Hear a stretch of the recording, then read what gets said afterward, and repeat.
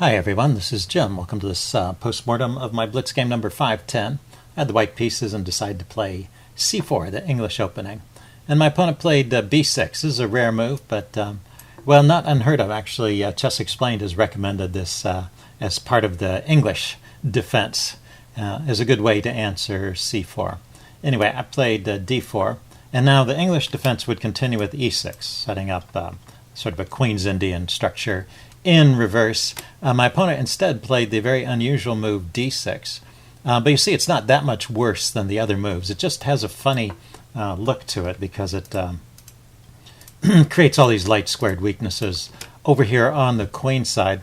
But it appears, looking at the engine evaluation, there's no immediate way to exploit that. So it seems like this is a way to play. The engine is going to give white quite a strong evaluation here for most of the opening. But basically that's just reflecting the engine's preference for positions with a lot of space. It's not indicating anything really going on. It's not like the King's Indian where the engine gives white a really high evaluation at first, but as the game goes on, it's not always so clear.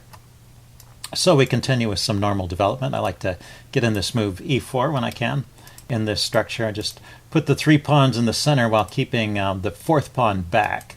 There's a little bit more sound, I guess, than pushing on with a 4-pawn attack, because whenever you move the f-pawn, of course, you're opening up lines to your king. Now e6, bishop d3, bishop e7, so just normal developing moves, knight f3, and keeping this good edge for white, knight f6. Bishop g5 is what I played next. Seems like kind of a logical move, but the engine doesn't really care for that so much. It likes h3, bishop c2. It's interesting, yeah, bishop c2 is an idea already. You can put the bishop back here and put the queen on d3 and threaten to push on with e5 and checkmate, assuming that he castles. But anyway, oh, that's right, I castled and he castled first. And then I played bishop g5. So the evaluation drops a little bit here. I think the engine just doesn't think that's the best square for the bishop. But, well, keeping that edge. So knight c6. And now I push on with e5. And e5 is an actual mistake. Let's see. Was there a way for black here? Yeah, black could do a little better by playing with c5 and knight b to d7. That's probably a more logical way to continue with this setup and undermine on the dark squares here. That's the recommended approach of the chess engine. I think it makes sense. With the knight in front of the c-pawn, it just blocks a lot of his counterplay. Although he could, I suppose, consider the move e5 himself at some point, but I'll just meet that with d5 and keep this sort of permanent advantage in space and also shut out the light squared bishop. So the other way of playing with knight to d7 and c5 would be a little better.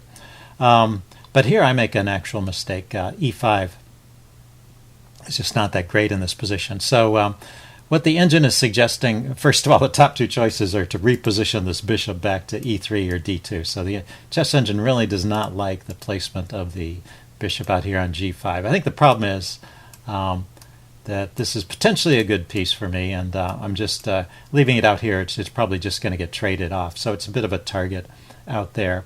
Let's see, if I don't want to reposition the bishop, then there are some other choices like a3, preparing to expand on the queen side, or rook to c1.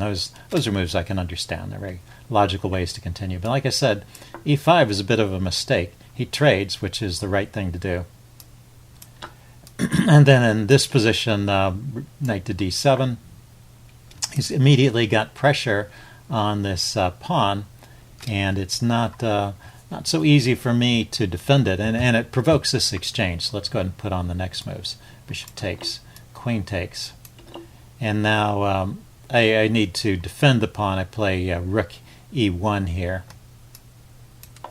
but well, I've gone from a position where I'm a little bit on the defensive. I maybe have overextended myself a little bit with this pawn push, and then good ways for black to continue with a slight edge. Knight to c5 or rook to d8. Just logical developing moves and kicking my pieces around a bit. So well, it's kind of a lesson here, I think.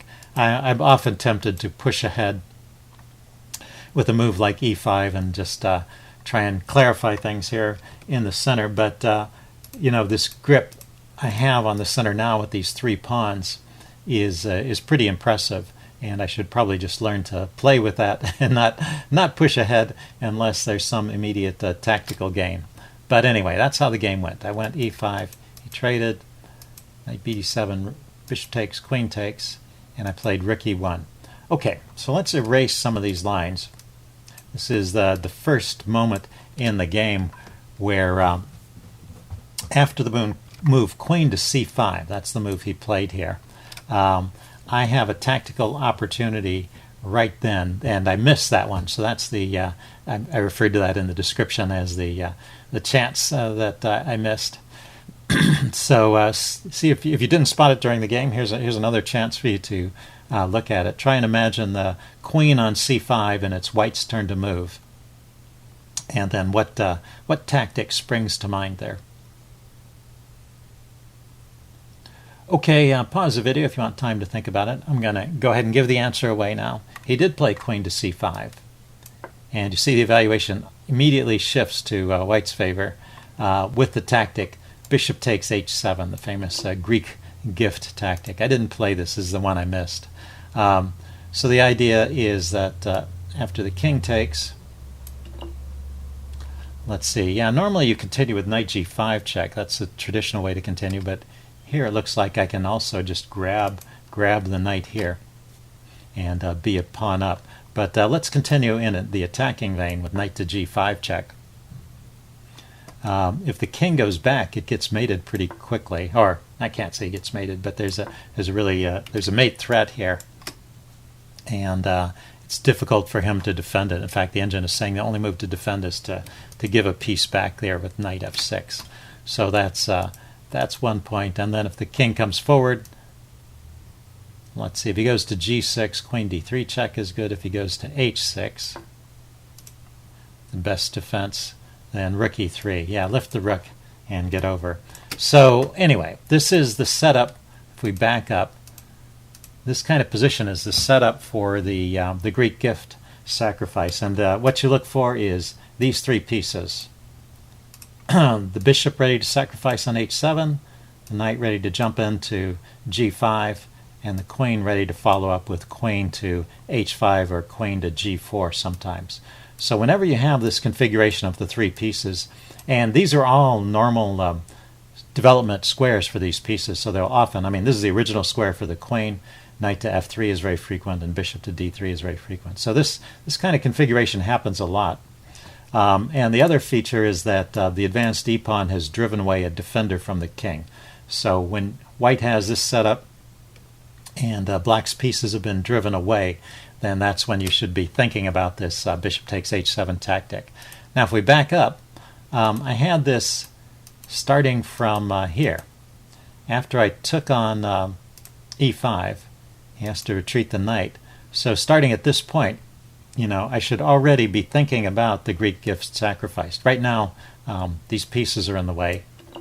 And after this trade, which is how the game went, the queen is guarding this square, so the sacrifice will not work here because I won't have knight to g5. The queen is also guarding the knight on d7.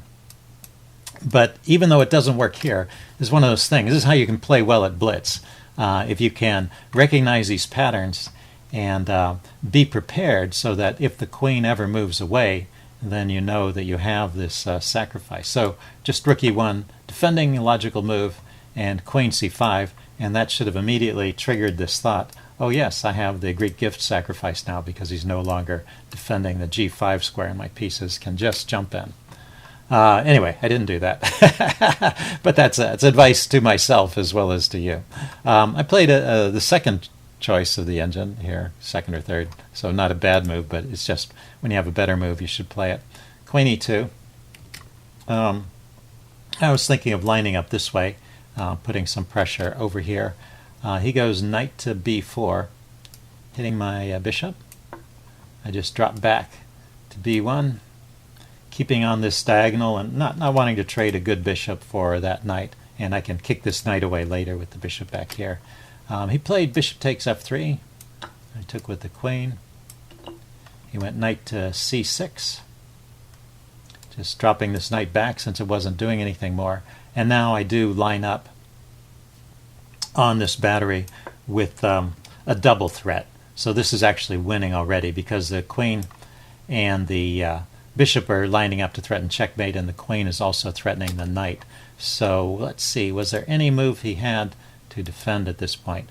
Yeah, so his last move was the mistake. It was knight c6. Didn't do anything about the loose knight here and the threat on h7. What this knight was doing actually was controlling this d3 square, but yeah, which makes it a double attack when I can come to d3. I still have the idea of coming to e4 and lining up with a battery, but that's not a double attack. That's just a single threat that he can meet with a move like g6. So if he could play on with a move like g6, just preparing in advance to deal with my threat, he could also play knight takes e5 here, an interesting tactical response. I'm not sure why knight takes knight takes e5 works because his queen's defending the knight. Yeah, so I have a loose pawn on e5, and about an even game after that with the sacrifice. Bishop takes h7. Okay, so everything was fine up until this point, and then he played knight to c6, and now queen d3. This I did spot. Got to look for those double attacks whenever you can make a mate threat and attack a loose piece at the same time. Oh, that's the way to go. So this would be winning. He chose to save the knight. I guess he had noticed by this time that this e-pawn was hanging, but he didn't do anything about the mate threat, so the game ended shortly. So some interesting tactics there. Hope you guys enjoyed this video. Leave any comments you have in the section below, and I will see you again soon. Bye.